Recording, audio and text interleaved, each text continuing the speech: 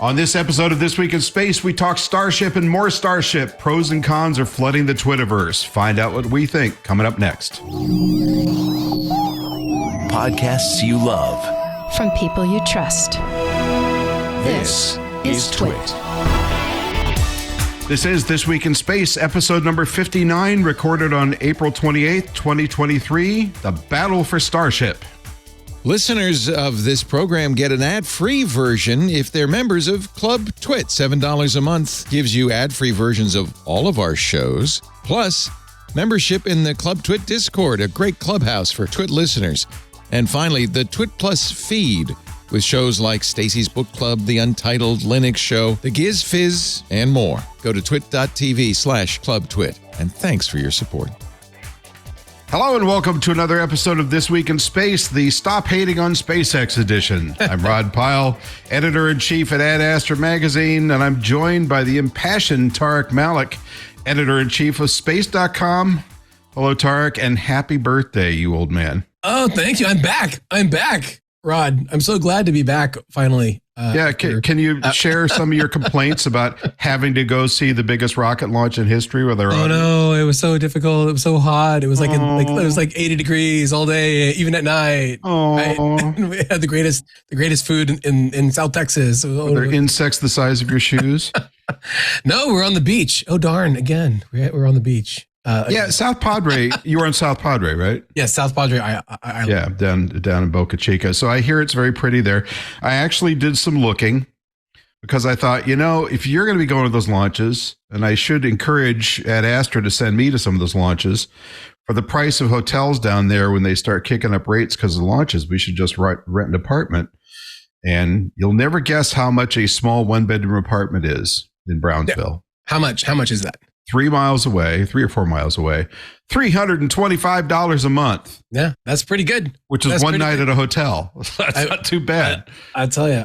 Brownsville, though, is across the causeway, so it's a little bit further away. Like you'd have to deal with traffic on the way in, but you can't walk prices. 4 miles. Well, it's a very long bridge, and there is not a crosswalk. Across that bridge. Oh, well, that might be a problem. Okay, we'd have to jump on the back of a car or something. All right, well. Let us move on. Before we begin, however, a new space joke from loyal listener Stuart Sitzman. Ooh, lay it on me, Stuart. When the teacher discussed NASA's plans about landings on the moon and Mars, she asked her students if it would be possible to land on the sun. You know where this one's going. One student raised his hand and enthusiastically replied, "Yes, we land at night." I love it. Oh, no. Took him a second to find the cricket button because he hasn't used it for a while. Okay, that's a variation on jokes we've heard. I like that one. There is an amazing video with Ollie G interviewing Buzz Aldrin about landing on the sun. And he's like, oh, we'll just go at night or we'll go at winter because it's too hot. Buzz is too hot. And the Ollie G guy, yo, Buzz, my man, we got to land on the sun, right? And I still, to this day, that was years ago, but by then you'd think that most PR firms would know who and what Ali G was. So Buzz came on there as he will, being open-minded and serious and trying to make sense of talking to this apparent moron. And I thought for Buzz, he was a very good sport. There were no fisticuffs or anything, and he didn't handle it. He didn't punch someone in the face very well. Well, I mean, it's always a win, right? It was Bart. What's his name? I mean, he asked for it. That was a horrible thing that guy did. But still, asking somebody of that stature to sit and listen to this moronic spittle for that long, it just kind of stunned me that he hung in there with it. A, and B, that his handlers would let that one go by. Yeah. Anyway, that said, please don't forget to join Team Tariq, the infamous Team Tariq, and send us your best and worst space jokes. We always love getting them. And don't forget to do us a solid. Make sure to like, subscribe, and all that podcast stuff because we need you to. And now, drum roll, on to headlines. Yes, let's go. I'm all ready for it. So, hey, bye-bye Hokuto probe, the former Google Lunar X Prize contender, iSpace from Japan, working with a UAE company that made a small rover called Rashid. It was on board, had been working for a decade to try and make a privately funded and constructed lunar lander as part of the Google Lunar X Prize, which, if I remember correctly, was going to pay $30 million for the first private entity to land on the moon and move, what was it, 500 meters? I think it was 500 meters, or you had to take photos from like 2 different locations. Yeah. You didn't have to drive. You just had to like hop or. You could drive or hop. Yeah. But of course, in this world, $30 million buys you like the first 10% of development for that. Yeah. Anyway, the Google Lunar X Prize closed, I think, in 2017 with no winners. But iSpace forged on, and they launched, and they left Earth orbit, and they got into the lunar sphere of influence and headed down. But unfortunately, as Tariq is going to tell us, they didn't make it to the surface, at least not transmitting. Yeah, this was a real sad one, because I think first of all, it was on my birthday on April 25th. And so we were really, really rooting for a birthday moon landing. But as you mentioned, it's all about you, isn't it? Isn't it just? I think it could be. Right. But I was watching it on like live on YouTube, and the lander Hokuto R. It's called M1, so Mission 1, and it was carrying this UAE moon rover Rashid, also I believe a JAXA rover as well, a little small one. Mm-hmm. And the whole idea was that they were going to make the first private moon landing ever, right? And this has been attempted before. An Israeli commercial probe tried to do it a while ago, also crashed into the moon, and they got really close. The spacecraft itself launched, I believe, on a SpaceX rocket some time ago. It was taking a real slow trip to get to the moon, and it was supposed to land like in the midday of April 25th, and it went behind the far side of the moon, basically, from us, and so they didn't hear from it. And as it came up behind, it was supposed to land, and something happened. It lost contact with the ground as it was supposed to be. In like the last few kilometers, few miles on the way down, and they think that may be what did it in. The iSpace founder and CEO Takeshi Hakamada, said that they have to assume that they didn't make it, right. Because I think it'd be better to assume that than like the alternative, which would be that they landed successfully and no one will ever know, right? That would be worse.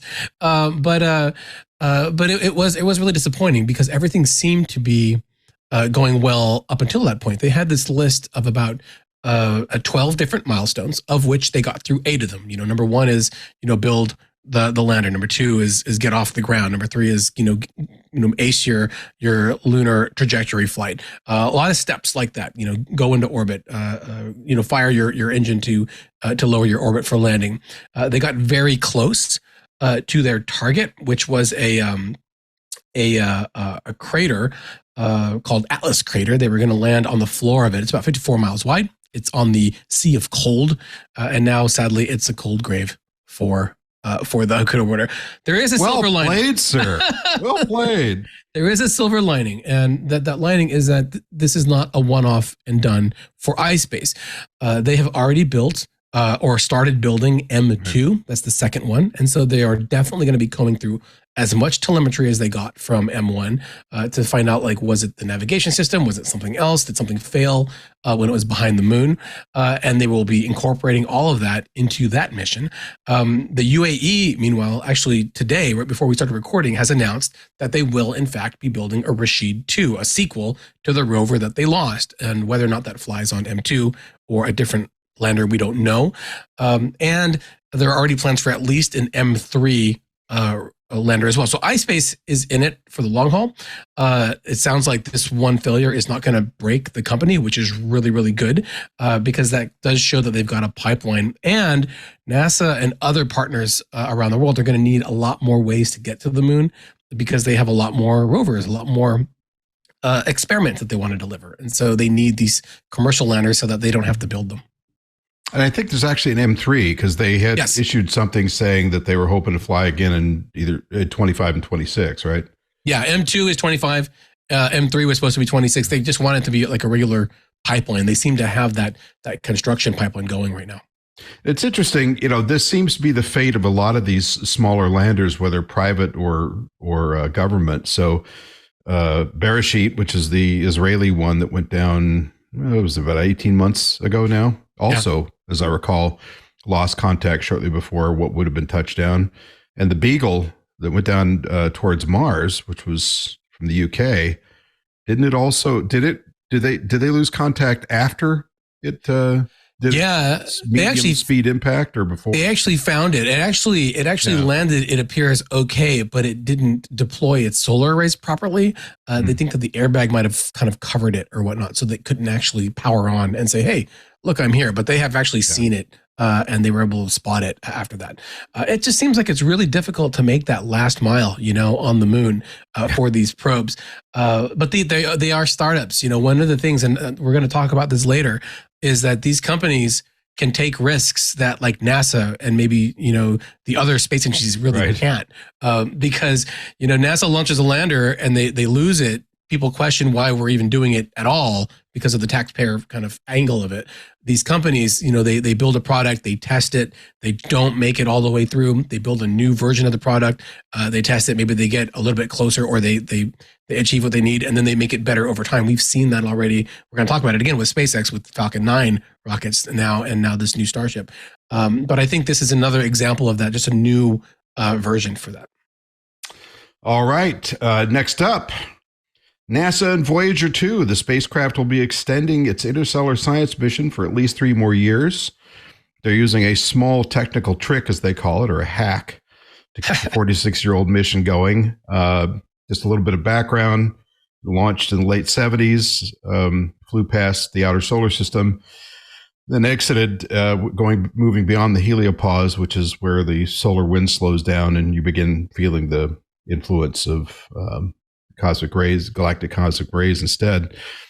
And these things are powered by plutonium pellets that give off heat, and they're wrapped in a thermocouple, which is bimetallic sort of sheeting that takes that heat and converts it into voltage. Not much. We're talking about enough watts to light your refrigerator if you open the door. But it was enough over the decades. However, plutonium does gradually decay, and more critically, as it turns out, the bimetal sheathing that makes up this thermocouple, this heat-powered generator, begins to decay because little bits of metal, for processes I don't really understand, begin to, it almost gets like little stalactites that move. It's little fuzzies, metal, and they begin shorting out that generator. So it becomes less efficient over time. So while in theory, the plutonium should be lasting, I think it's only halfway through its eventual demise, it's the generator itself is starting to have problems. So they're down to, I think, 5 watts at this point. Oh yeah, it's something really low. They're on it's like life support almost. To keep everything on. This is. I should point out, by the way, this comes from while Space.com wrote about these stories. This one comes from the Jet Propulsion Laboratory, which is the home base of the Voyager missions. And to put it in perspective, Voyager 2 has 5 science instruments, and you mentioned 46 years. It's a very, very nice number because again, Voyager launched when I was born 46 years ago. So that's another way that space is all about me, Rod. Just to show you. But so it has 5 instruments, and they were going to have to make some really hard choices because they've been turning off everything they can. Like how on Star Trek when they cut all the power to try to they divert everything to life support. That's what they're doing for Voyager 2 and Voyager 1, where they turn off things like the heater and this high gain antenna, maybe because they can use the low gain, things like that. Right. But mostly the heaters, the stuff that they could conceivably live without. But this year they were looking at a really difficult choice because if they want the mission to continue for any number of years longer, they were going to have to turn off a science instrument, which is really, really sad when you think of this as one of only 2 spacecraft in interstellar space right now, the first one ever to get out there. But what they did when they took a really close look at the system is they're like, well, we've got this safety system on Voyager 2. It's a voltage regulator. It's the thing that smooths out that power flow so that there isn't any hiccups that might short out an instrument. And it uses, it has this little reserve of power that it kind of sets aside for itself. And they said, well, if we turn that regulator off, then we have that power and we can keep these other instruments going for longer. So much so that they can get 3 extra years with all 5 instruments. So instead of starting to shut down this year, they could start to do that process in 2026.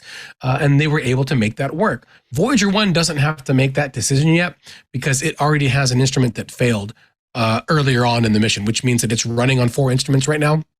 So it has a little bit of a buffer in terms of its power going forward. But now they know that this works. So if they don't have any shorts or any other surprises on the power system with this safety system like off, they know they can do the same thing on Voyager 1 and have a little bit more of a lifetime for that mission too.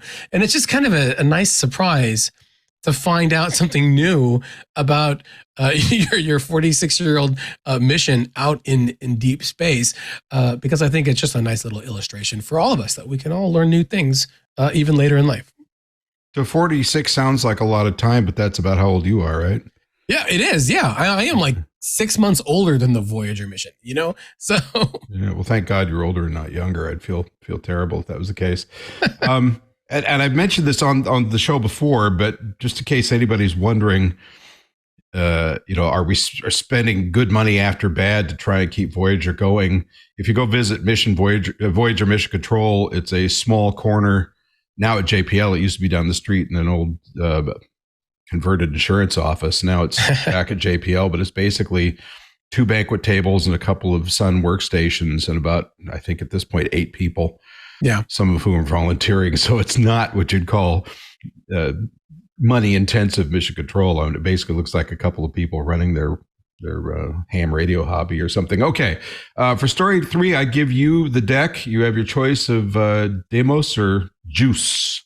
I think I'm going to go with Juice. If our listeners might, the United Arab Emirates, their Mars orbiter took an amazing picture of the Mars moon Deimos. I really encourage everyone to go check that out. But I do want to give people a health check on Jupiter's on the European Space Agency's JUICE Jupiter probe, which just launched earlier this month, and everything seemed to be going well. But unfortunately, we got an update actually today, as we're recording this, that they're having some problems with what they call their RIME antenna, and that's actually an acronym because we're talking about space. JUICE itself is an acronym for Jupiter Icy Moons Explorer, but the RIME antenna is this 16 meter. So what is that? A little bit more than 50 feet, something like that. Antenna called the Radar for Icy Moons Exploration.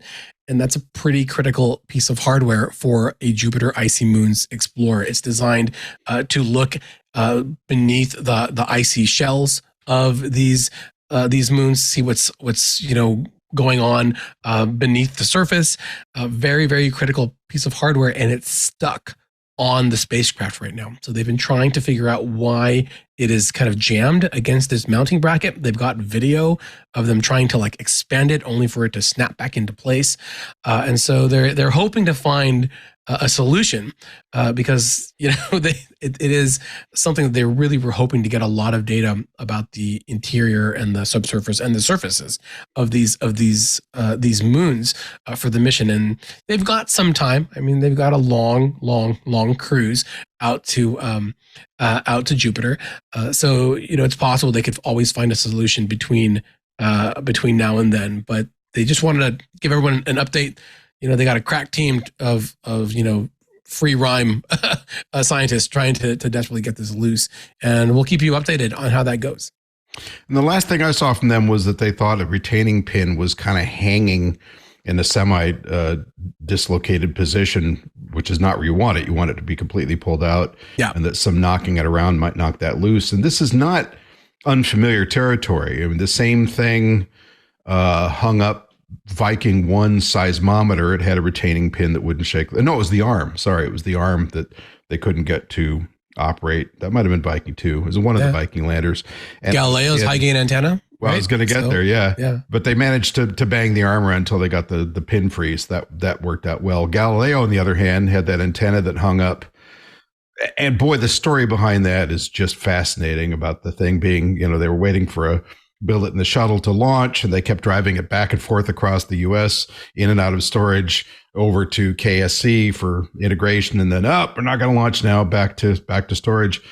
And apparently, just this antenna unfolded like an umbrella, and between the lubricant aging out and getting thicker, and the little elbows of the antenna struts kind of wearing into position, the thing just, once it launched, didn't open because they unfortunately didn't do a deploy check before they launched, and so they ran that mission off of the low gain antenna.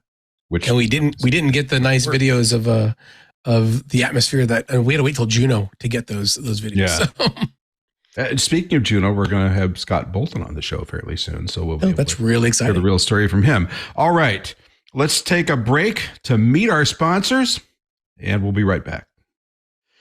All right, let's do a wraparound for SpaceX Starship. So yes. we had Mike on last week, which was great, talking about Starship, and we got to see your launch video with you laughing hysterically as they took off, which was the best part for me. Yeah, with some.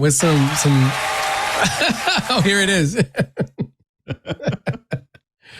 You talk about the crowd going wild. It was crazy. With some colorful language, yeah. Yeah, I mean, I've when 20 years of space reporting, 20 plus years, you usually watch all of these launches from the press galley, right? Which is just like a very secluded, remote place where it's just a bunch of reporters, and you have some people who are excited. But one of the things that really stood out for this launch was that the press section was right there with everybody else, and it was like a carnival, if you will. There was like a music festival where they were playing rock music. SpaceX was playing like 80s greatest hits, and those people were just fired up. There were kids like swimming in the ocean in the morning, which was, I guess the water was warm enough to do that. It was like 80 degrees. It was absolutely, wonderful, a little hazy, but just a wonderful day. And I know I listened to that episode with Mike, and he gave a really good kind of synopsis of what we knew at that point in time. It was still very fresh.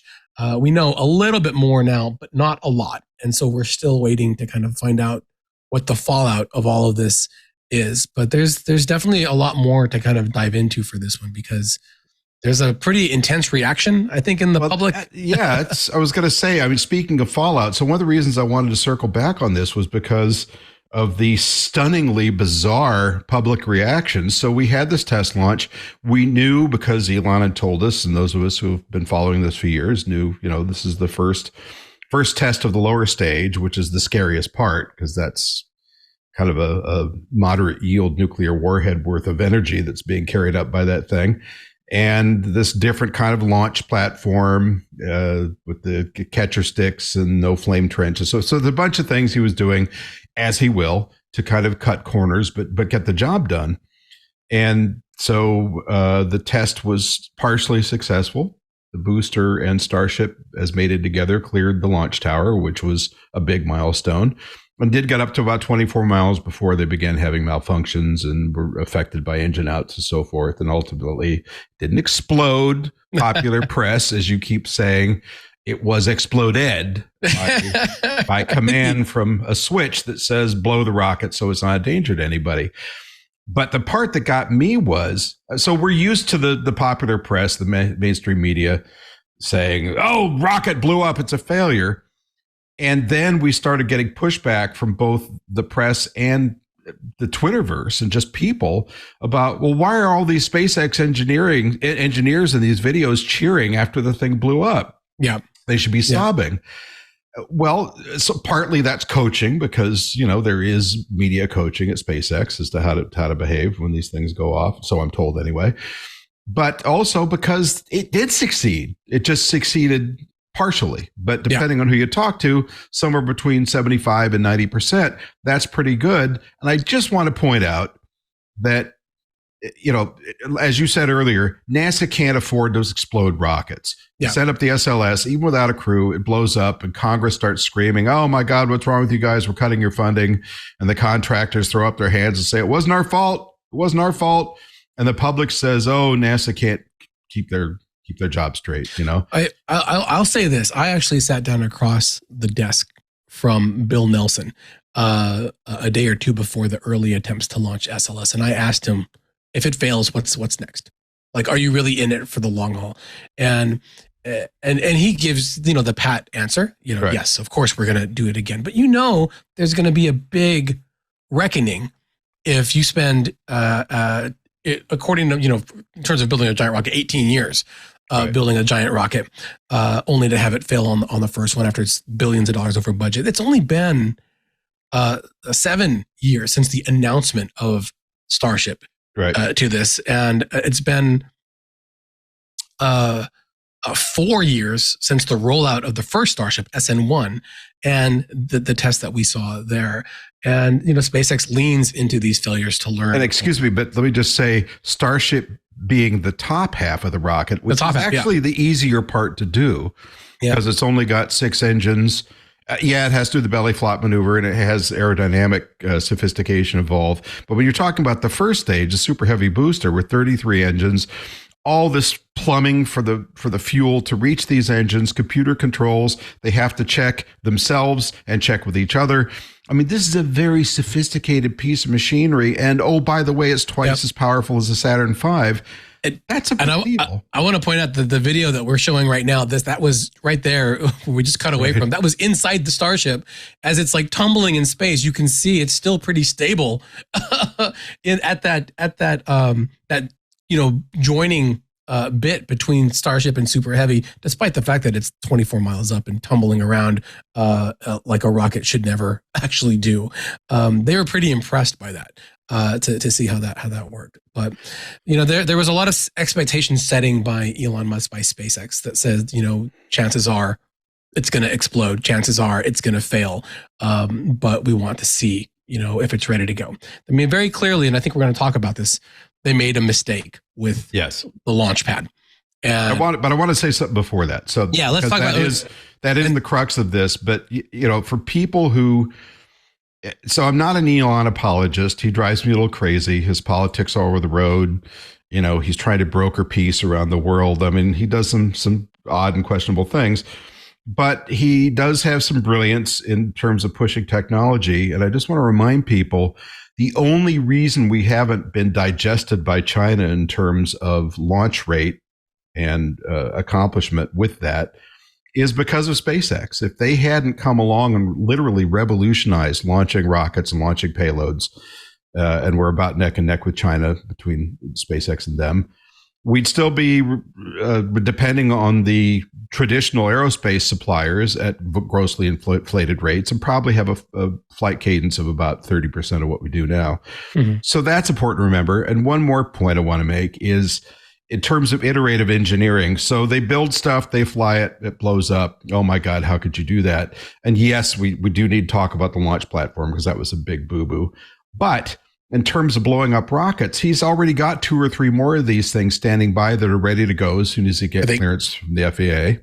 I think a few more than 2 or 3. Well, finished, I mean, supposedly. But this is an assembly line. He's the Henry Ford of rocketry. And a bunch of them sitting around that are considered out of date now that probably could be flown, but won't be. So the idea is to try it, see what goes wrong, and then build again. And this is not out of keeping with how NASA and their contractors have done business. It's not what we think of today. But when you go back to the beginning of the space race, when they were figuring stuff out in much the same way Musk is trying to figure out how to do Starship.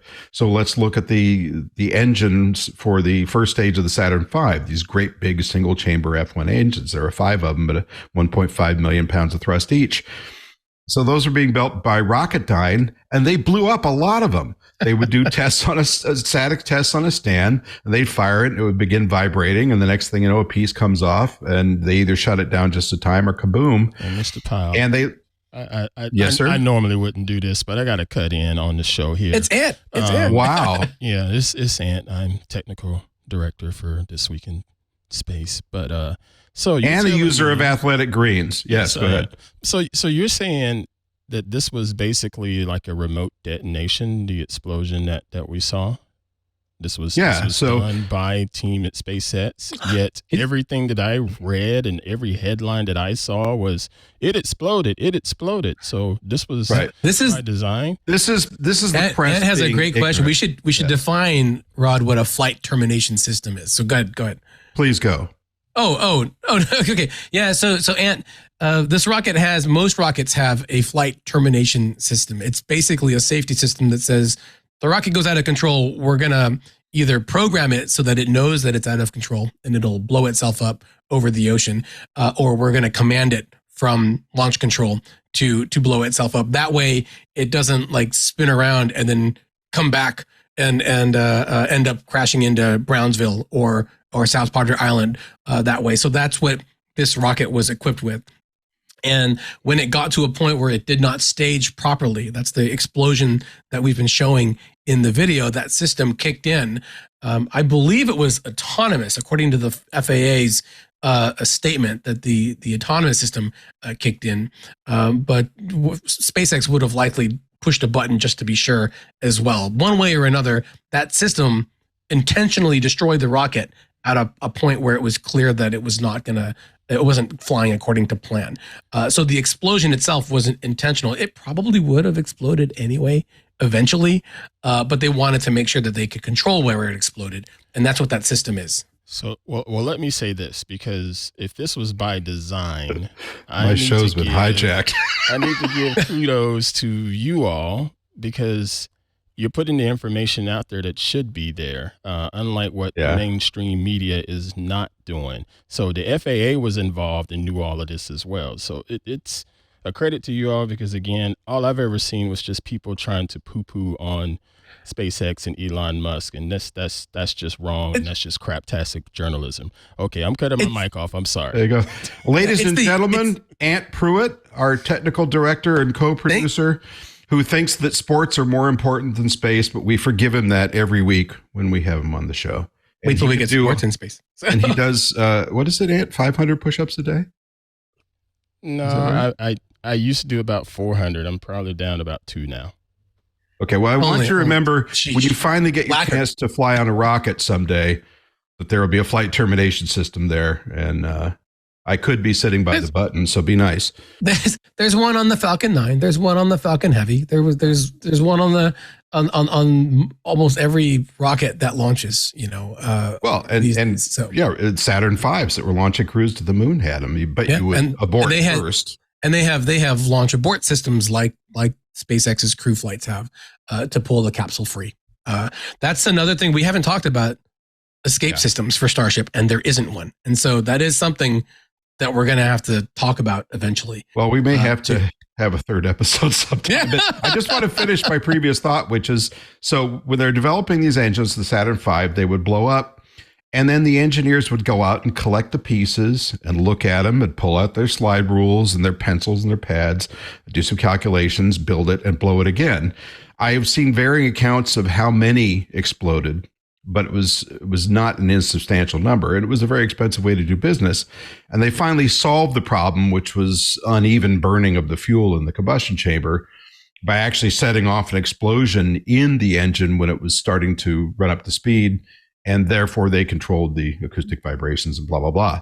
So what Musk is doing is not terribly dissimilar. You know, he's testing these things to either destruction or success, and that's how you learn. What you don't want to do, however, is hurt anybody or have too big an impact on the community when you're doing it. And that is the problem with the much discussed launch platform. And you were there, Tariq, so why don't you go ahead and take that? To talk about the launch, you mean the launch pad itself? And what I assume once the thing was up and you were done tracking it up to the point that it destructed, when you looked down, you probably saw a big mushroom cloud coming out of the launch area, right? I can talk about, the launch when we watched it take off, a liftoff. We're about 5 miles away from the pad, across like a waterway from Boca Chica Beach. So it's very picturesque. And because of the way they built the launch pad, when those 33, probably 30 engines ignited, they started just immediately carving out a massive crater underneath the pad. Yeah. the way they built the pad, and it kicked up in a huge amount of debris. To us, excuse me, can I just jump in for a second? So the pad looks like a milk stool sitting over a flat body of concrete. And normally, the way NASA and other nations have done rocket launches, you have a flame trench that ducts the exhaust down and away from that area, and sometimes a water suppression system which floods that area with water to keep the acoustic waves from coming back and slamming in the bottom of the rocket. SpaceX did neither of those. They cast a big flat piece of concrete and said, well, that'll probably work. Yeah, and it's pretty difficult to dig a really deep flame trench with the water table so high, right, on the beach there too. And in 2020, Elon Musk sent out a tweet saying that they were looking at not having a flame diverter at the pad, and that they think, they're hoping for success, but it could end up being a big mistake. From the spectator point of view, it was spectacular because you get to zero, you see this initial flash of the engines, and you don't hear anything because it's far away and the sound hasn't reached you yet, and then you see this massive plume of exhaust around like you would see for any big launch, but it just keeps getting bigger and bigger, and it swallows up the whole rocket. And this is a 40-story tall rocket, right? It's the size of a skyscraper. And so then you can't see anything anymore. And no one knows what's going on. Did it abort? Did it fail? They clearly didn't explode because we would have seen that. And then very, very slowly, like mind-numbingly slowly, you start to see the rocket lift off. And that's when everyone just lost their minds in the video that I shared. And it was spectacular to see. It was only later that when we saw those close-up images of the pad, and in fact, there's RVG aerial photography recently did a pass over the pad, and they got really close pictures of what it looks like now. Or if you see the drone video flying off to the side, you can see offshore these massive splashes in the ocean, where the debris, chunks of concrete. And you can actually see it in the close-up videos in SpaceX's own video. You can see huge pieces of concrete flying up halfway up the rocket. Again, that's 20 stories. That's 200 feet. That it's flying up. So that's what we saw there after the fact. So was it a mistake? I think Elon Musk would say yes. He said that it could be a mistake. Now it was. They're planning to do what they called a water-cooled steel plate beneath the pad itself. I'm not sure what that looks like, if it's like shaped in a way to angle the plume and the sound away or not. But after you and Mike spoke last episode, Elon came out and said, well, we think that we can get the pad fixed in 1 to 2 months, which sounds extremely ambitious to get this stuff done. But it's possible that they can use a lot of the structure that's still there. The milk stool is still there. The concrete is still there. The tower, the giant Mechzilla tower with those little chopstick, levers that move the Starship around, the arms that move the structure around. It's all still there, and it appears to be in working order. But there's a lot of other things that have to get fixed. Well, clearly, the crater beneath the pad, and I'm not sure if you've seen the other photos, or if our listeners have. Well, we have those on. In case Ant's here, we have those on lines 37 and 38 of the rundown. Oh yeah. I mean, there's clear dents and dings, like very visible in the tank farm that feeds which is the rocket. Too close. Oh, it's really way too close. I know they only had so much property, but the stuff and the other starships kind of stacked up nearby.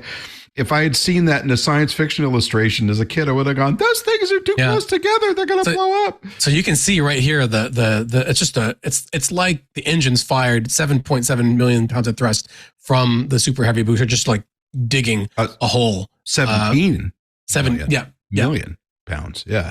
So, and there I'm thinking about the propellant capacity. There is some conversation about what damaged the engines of the 33 engines on the first stage, of which somewhere between 5 and 8 failed, depending on who you're listening to and what phase of the flight you're talking about. Because I guess a couple of them sputtered. And as the rocket's ascending, you could see these little blips of yellow and orange flame that you're not supposed to be seeing from that, at least not as intensely as that look like hydraulic fluid burning or something. So, of course, there's all kinds of conjecture. Getting news out of SpaceX takes a lot of patience, so we don't know yet. But I think it's safe to say, and by the way, a couple of very smart people, including Dwayne Day, who I follow, who's a heavy-duty space guy, had noted that it looks like some of the nozzles might have even been knocked off. And when you think about what was going on that launch pad for the many seconds it took it to lift off, all kinds of things could happen. What didn't happen, thank God, is it didn't sit there long enough. I mean, you saw how the bottom of that one leg is completely eroded out from the flames. I wonder, had that thing begin to lose structural integrity, the launch stand itself, and begin to topple, I mean, if you have a rocket tipping over and going kaboom or heading off in the wrong direction, as our model rockets used to do a lot, even a flight termination system isn't going to save the damage on the ground. So that would have been very bad. And that's the one place that I think, as has been happening, where they deserve some criticism for perhaps rushing this or cutting a few too many corners with this launch system.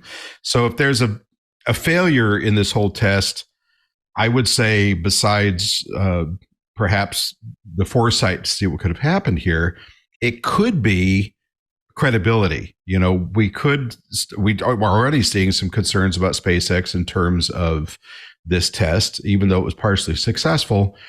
Given that the FAA now has to do an investigation, God knows how long that'll take, and SpaceX has to repair that pad and all the other things that have to happen. We're counting down to this version of this spacecraft being the lander for the Artemis 3 mission, which is supposed to be snicker in 2 years. We know it's going to be longer than that, but the clock is ticking. And I think there's a real danger of people losing confidence in the company because of events like this. What do you think? The credibility issue, I think, is going to be really, really important. Now, I do believe that SpaceX really set expectations very low on the public side for this. They tried to. They did try to. But do people listen to that necessarily? Well, there's that. And I think we can all agree. We saw the video. We saw that kind of walkthrough of the pad and the damage that's there. You can see the dented tanks. You can see the debris strewn all around. So that's a hit to like what the success of this is. However, actually, just a day before this episode that we're recording, NASA's chief was asked specifically, like, how realistic is getting to the moon in 2025 going to be when the giant rocket that's going to carry the lander just blew up? And Bill Nelson, the NASA chief, said, that they're not over concerned. He said, and I quote, "It's not a downturn for SpaceX because they are, quote unquote, hardware rich." And this is to the point that you were mentioning earlier.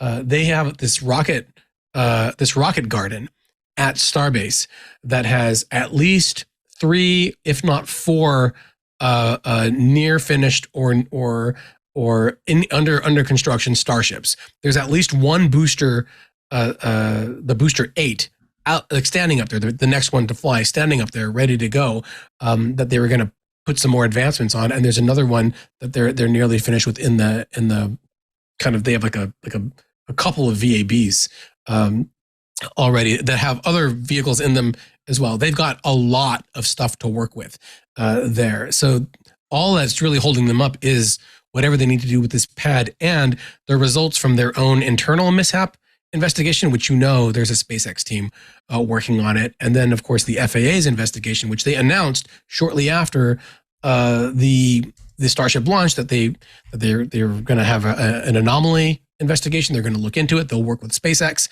There's debris all over. A lot of it was washing up over the evening. I was walking on the beach at 11 o'clock at night on South Padre Island, and I ran into some SpaceX fans who were out there hoping to see a little bit of flotsam from Starship and maybe take it home as a souvenir. We came up empty-handed, but a lot of others did not, from some of the stuff that I saw on social media. And so it'll be a bit of a wait and see to see if it what those recommendations are going to be. The FAA gave SpaceX a launch license for 5 years for this flight test.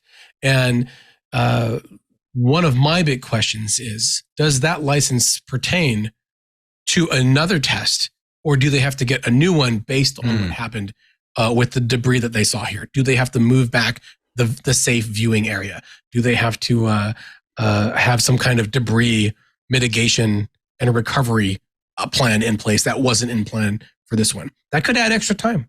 Well, you don't want to be pulling that debris out of people's skulls, which is a concern after what we saw. So one of the things that I have been trying to research and have only come up with some answers is exactly how that separation maneuver is supposed to work. Now, on the Falcon 9, Elon is famously not in favor of using pyrotechnics, which most other rockets use to separate stages. You blow small explosive bolts and the stages come apart. And in fact, that was actually what held the shuttle down on the launch pad, was big explosive nuts in that case. That, you know, they're frangible bolts. Is that what they're called? Nuts, frangible bolts. Yeah, these things are like a foot across. And they've got a 70-year history of working well, but they don't enhance reusability. So it makes sense to use hydraulics, which I think is hydraulics and pneumatics, which I think was what he was using on Falcon 9. I thought I read that Starship was doing the same thing, but apparently, whether they are or not, part of the separation maneuver is the flip. Is that what you're understanding? They flip the stack over, and then they do a separation so that the booster can get free of Starship, and I guess far enough so that they can ignite the engines on Starship itself. It's still, I have to admit to this too, I'm still a little confused on the physics on how all of that works too, for Starship to then get clear of the booster. But I think there was a lot of confusion during the failure for that, because we were all looking for a flip, and when it began to tumble, it was tumbling at the time that we were expecting a flip maneuver. And so that added at least some confusion among some of the spectators there, because we were expecting to see it move around, and then we did in fact see it move around. Then it began to yaw and whatnot, which was clearly not optimal. And so we knew, it was clear that there was an issue there. But I would like to see like a little bit more of how that maneuver is really supposed to work, because it seems extremely dynamic on the boosters and Starship itself.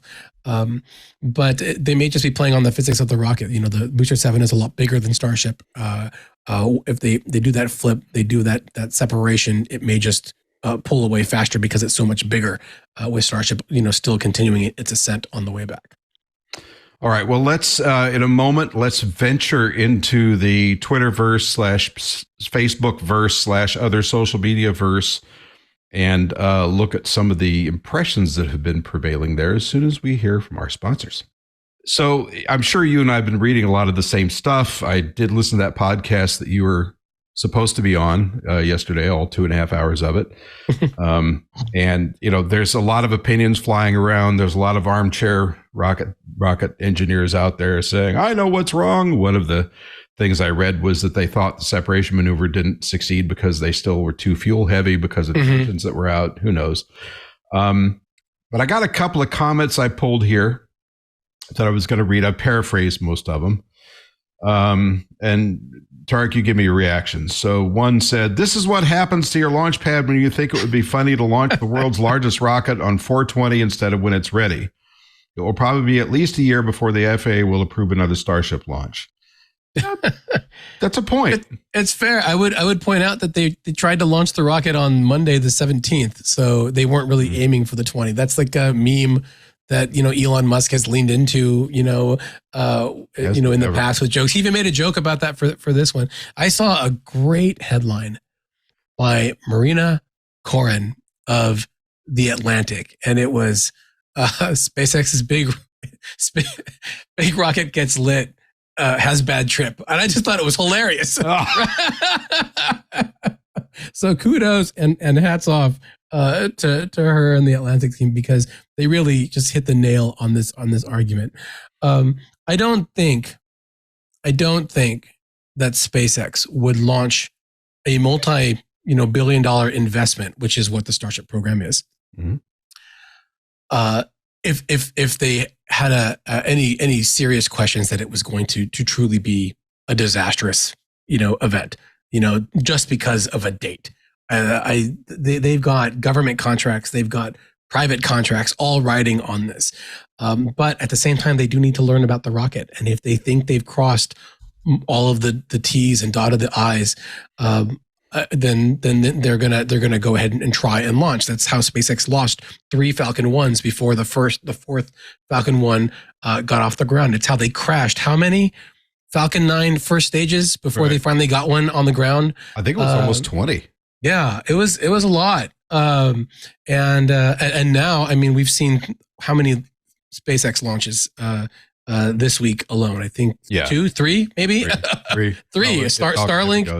Starlink. We've got a Falcon Heavy launch later today too. We've got 2 launches today. By the way, they're launching 2 rockets today as we're recording this. So. Well, and again, that goes to the point of you're talking about a person, love him or hate him, who has virtually revolutionized rockets, both launching them, recovering them, reuse. I mean, the list goes on, and the cadence is just remarkable. And the guys in other companies, we won't mention names, but Launch Alliance and so forth, can only look on in envy and shake their heads at what this guy's achieved. And much of what was done with the Falcon 9 was his money. All of what's going on with Starship, except for the little bits of contracts that they're getting in advance from NASA for the lunar part of it, is his money. Yeah. So, he gets to play it his way as long as he doesn't go against local and national laws. So that came up in the budget discussion with Bill Nelson yesterday too. And I was asked this question: how much did NASA just lose on this test flight? Well, the answer is, they didn't lose anything, because NASA is buying the landing, the lander flight on Artemis 3. They haven't spent that money yet. They're budgeting to spend that money. They might be, spending on that mission in particular, but they're not paying extra for all this other development stuff. They're getting SpaceX and Elon are getting that money from somewhere else, from the reserved flights with Polaris Dawn on the first crewed flight with Jared Isaacman, who was in that and from his bank account. Yeah. Let me read a couple more of these before we have to wrap. Another one: Musk is a hero for pushing the state of the art. Well, we've kind of argued that case. I don't know how. I mean, this hero has a lot of people helping him do this. Notably, people like Gwynne Shotwell, his president at SpaceX, who is the really engineers there. Yeah. Yeah. I mean, they keep the assembly lines going. They keep refining the design. He's the boss, but he's got a lot of extremely brilliant, capable people working. And dedicated people working long hours, very long hours on a singular mission to get this stuff done. Okay, here's another one. Elon's spaceship will fail, ruining NASA. SpaceX is done. I'm sorry. I wouldn't count those chickens before they hatch. I used to be very, I believe it when I see it with SpaceX. And then they started landing rockets left, right, and center. And so now it's like, if they say they're going to do it, I think they're going to do it eventually. And, maybe not on the timetable, that Elon may say, but I mean, eventually they're going to get there. Because of the talented people that they've got behind them. I'd say if you're dealing with a bookie in Vegas, you could bet against SpaceX in terms of Elon's optimistic timetables, but in terms of betting against them accomplishing what they've set out to do, those are bad odds. Yep. Here's another one. I am still in shock that a rocket system, the largest in history, will be fired off from an inadequate facility in the middle of an endangered species habitat. Well, what part of the United States is not considered that? By a company that revels in the beautiful failure of explosions with seemingly no guardrails, no respect for the real danger this operation presents to the public. That's a lot. Well, there's a lot there. There's a lot to pick apart there, but basically they're saying that he doesn't take people or animals into consideration and wasn't prepared. And, you can understand where people would get parts of that impression. The endangered species conversation is a difficult one because there are some unique animals and environments there. But then you get down to when you're talking about, and I know I'm going to step in it here a little bit, when you're talking about a civilization shaping program that could change everything from how we move people into space and in what numbers, to perhaps building out space solar power, which then reduces our carbon footprint potentially in almost nothing. This is a big deal. And if we crush a few crawdads on the way, how serious is that? Ooh, that's harsh. It is, and I am not tone deaf to the problems here. It's just, where do you place the red lines here? It's difficult, right? Because even Kennedy Space Center is in the middle of Merritt Island Wildlife Refuge, right? Right. The a lot of gators out there. The Wallops Flight Facility is on the Assateague National Seashore. There's a history that's been vetted with all of this in the past, and they are trade-offs. That's why there's an FAA, an Environmental Protection Agency, a wildlife agency that they have to file a lot of things with. And I think that they're all looking, twice now that they see how what the effects of the rocket have been. They'll look at that. They might have some mitigation things. The FAA has already done that once with SpaceX in order to do this flight test. And SpaceX will either, meet that, or they'll pick a different place. I don't think you'll see NASA tell SpaceX they can launch from Pad 39A with the design that they showed for this one, but they'll figure something out. But it is a valid argument that the nature versus space stuff, and as long as the regulations that oversee a lot of this stuff are adhered to, then they're following those rules. Just a small point that's kind of tangential to this, but here we are in the United States, especially on the floors of Congress, trying to keep up with / stay slightly ahead of China, who is at this point perceived, for better or worse, to be our primary adversary in space, whether it's talking about national pride or national security. Both are also came up in the congressional hearing yesterday. Yes. Yeah. And you're talking about a country with a grossly lower cost of labor, with a whole different approach to human rights and environmentalism and so forth. Not that they don't do it. It's just very different than what we're used to here. But if you want to keep some kind of cadence, it's going to work. I'm not sure you can protect everything just the way you want. And my apologies for this in advance to the people of Boca Chica, because I'm sure it was a shock to go to bed one night thinking, hey, they're going to launch this little Falcon 9 rocket out of here, and wake up the next morning to discover, oh, they're actually talking about the biggest rocket in history by 200%. That is something that people were concerned about and are concerned about, and after yesterday are probably more concerned about. So, is there another place for them to go launch from that has fewer people and that doesn't have these issues? No, you got to be on the coast near the equator, and that's just how it is. So unless he goes out to some mid-Pacific atoll, we're sort of stuck. Yeah. Yeah. Even if you build yourself, they were going to launch on and land on oil rigs for a while. Mm-hmm. And then they abandoned that plan too. But then you have the same problems, except you're out in the open ocean at that point. It affects the ocean at that point too. So yeah, and you've got sea state to worry about, and storms, and early famously, yeah. I was going to say something about China too, because you mentioned it, right? And it is an argument. Oh, we have to keep doing this stuff for China. China has unveiled this week plans for their Long March 9 rocket, which they just announced now will be fully reusable, and they announced new renderings of it, and it looks exactly like Starship. I mean, from the tip down, and so it just goes to show you that it's going both ways, right? Well, wait a minute. The intellectual property is only going one way. Yes. Yeah. No, I mean, like there's a lot of saber rattling and hand waving about China is ahead. And what that unveiling showed to me, at least, is that they're not, whether or not you think that they're ahead or not, they're clearly looking to what is being done in the United States and saying, okay, they're doing this, so we're going to unveil that. And so so that the perceived competition is going all the way around.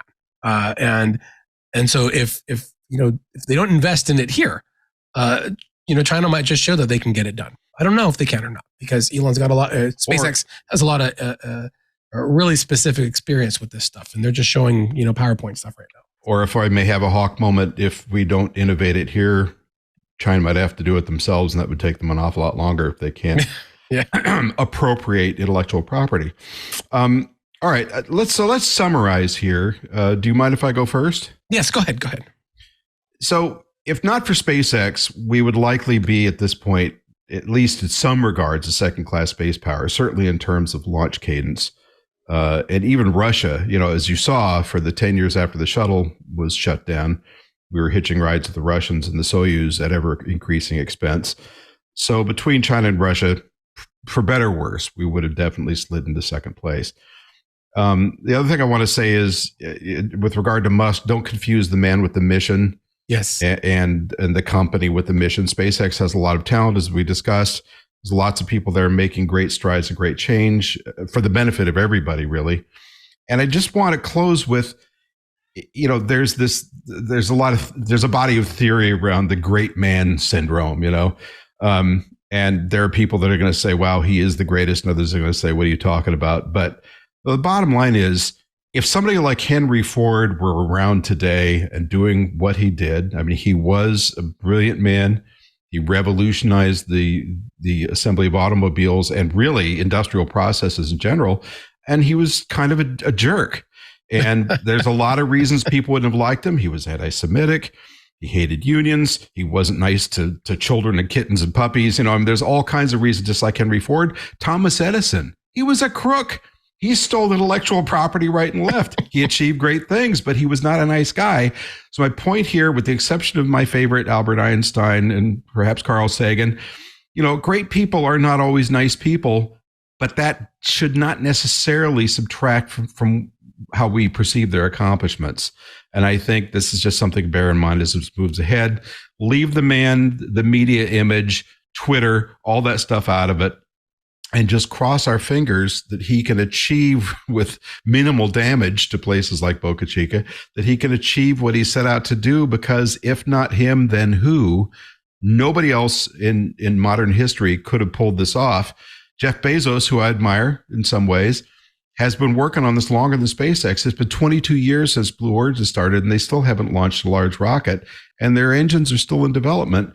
So they've been delivered, but there's still some concerns about them. So let's take a moment and just respect Musk for what he's been able to do. Yeah, I would hear your comments there, Rod, and I would just say, that when I would advise everyone listening and watching to come at it with a little bit of perspective, because perspective is really key. Now, your point about separating like the man from the mission is really key, because there's a lot of popular opinions and desires to jump on and to yes and to pile on when they see a billionaire, perceivably failed because the rocket didn't achieve the initial mission, and is in the news for a lot of other things. You mentioned Twitter. There's a lot of other things going on. There's Tesla. There's whatever, and there's lots of reasons that a lot of people might not like a certain person for different types of causes. But this mission itself is separate than that. And there is a reason why a few years ago, the Vice President of the United States, Mike Pence at that time, said, we need to get to the moon. We need to get there at a certain time. And they're going to get there by any means necessary, and that was because at that time, the only company that was really delivering things on time and pushing boundaries was SpaceX, with the fact that they were scaling up their reusability, their landing and whatnot. And meanwhile, the SLS was behind schedule, was over budget, and only looked like it was going to get more so. You saw a galvanization in amongst all quarters to try to make that mission happen like it did, and it went off fairly well. When the motivation is there, then the vehicles, the technology, the innovation is achieved, and the driving force to that has really been a lot of the new things that we're seeing come out of these companies. And they're not all going to work on the first try. SpaceX almost failed in the early days because their first rocket kept failing, once, twice, 3 times. Elon has said that if they had failed that 4th time, that would have been it for the company. And yet they were able to make that work. They were able to make the reusability work. We saw a rocket make its 13th flight this week alone. And they've already flown rockets 15 different times. Right. Which we used to just throw away. Yeah, and we should just and we expect it now. We expect that it to come back, and it's weird when it doesn't. The next Falcon Heavy is going to launch, and we're not going to see the triple landing because the payloads are too heavy. They're going to maximize it, and that's weird now to me that we're not going to see the rockets come back. Right. And so just keep a little bit of perspective. This is a brand new rocket. Not only, it's not like SLS, which has a core stage derived from the shuttle external tank, which has engines literally ripped off the back end of the space shuttle. It has an upper stage engine on Orion that was pulled from the OMS engine of a space shuttle. It's not a Frankenstein rocket that we've just taken and put new bits on. It's new engines, new boosters, new technologies. It's a stainless steel, right? And so there are going to be hiccups, big ones, to be sure, right? That have to be worked out. But I think that people should have the perspective to know that test flights mean failures, that test flights mean learning about how a thing works. But test flights also mean more test flights. And this is the last thing I'm going to say, is that this is not a one and done test flight. It's not the end of that program. SpaceX has not just more hardware, they have a lot of different types of test flights to fly. They have to, get this suborbital one done. They have to get an orbital flight done. They have to get the Starship landings done. They have to get Starship in space fueling done. They have to get lunar landing simulations done. They have to get a life support system done. Lots of different test flights are coming for this. And each one of those is going to dictate what the next step is going to be, not just for SpaceX, not just for NASA, but for that industry overall. Because everyone else is watching this vehicle to see what they can learn and maybe what they can do in their own vehicles. Or what they can borrow for their own. Or what they can borrow. And so it's going to be an iterative stepping stone approach. Is it going to go as fast as Elon says? I can assure you it will not. But it is going to go in some shape or form. And I think it's really exciting to see that. I think that you're going to see a new space industry develop in terms of spectators and tourism in South Texas, more so than the already is.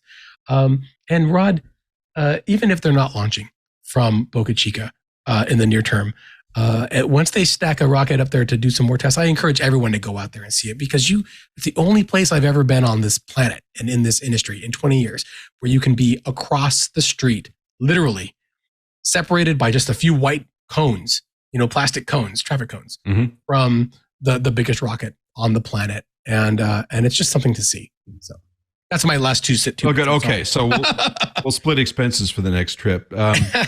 And I think most importantly, we got to figure out a way to get our good friend Ant Pruitt on one of these test flights, because I want to see him do push-ups under 5 Gs of acceleration. I think that would be very cool. I bet he can do it. I bet he can. Challenge accepted.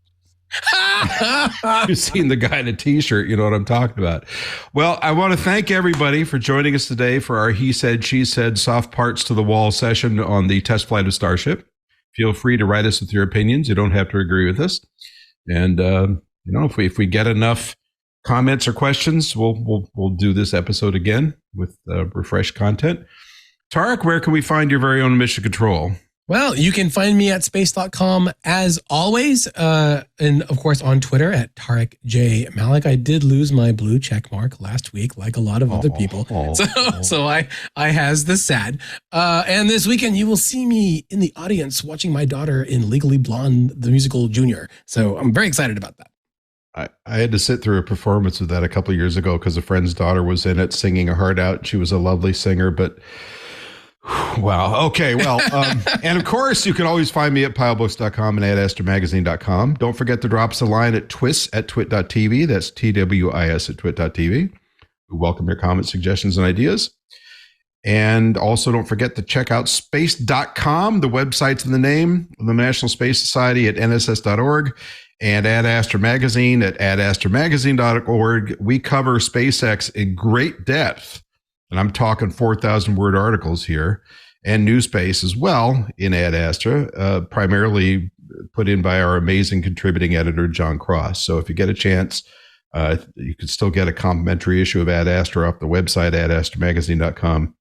And we do every quarter at least one article on this. Our most recent were how SpaceX is going to contribute to accomplishing the moon landing and orbital fuel depots and tankers. So interesting stuff there. New episodes of this podcast published every Friday on your favorite podcatcher. So make sure to subscribe, tell your friends, give us reviews. 5 stars or a thumbs up will make us happy. And you could head to our website at twit.tv/twists. Finally, don't forget you can get all the great programming on the TWiT network ad-free on Club TWiT, as well as some extras that are only available there, including outtakes from our show. Those are always amusing. For just $7 a month. It's a bargain you can't pass up. And you can follow the TWiT Tech Podcast Network at TWiT on Twitter and on Facebook and twit.tv and Instagram. See you next time. It's midweek, and you really want to know even more about the world of technology. So you should check out Tech News Weekly, the show where we talk to and about the people making and breaking the tech news. It's the biggest news. We talk with the people writing the stories that you're probably reading. We also talk between ourselves about the stories that are getting us even more excited about tech news this week. So if you're excited, well, then join us. Head to twit.tv/TNW to subscribe.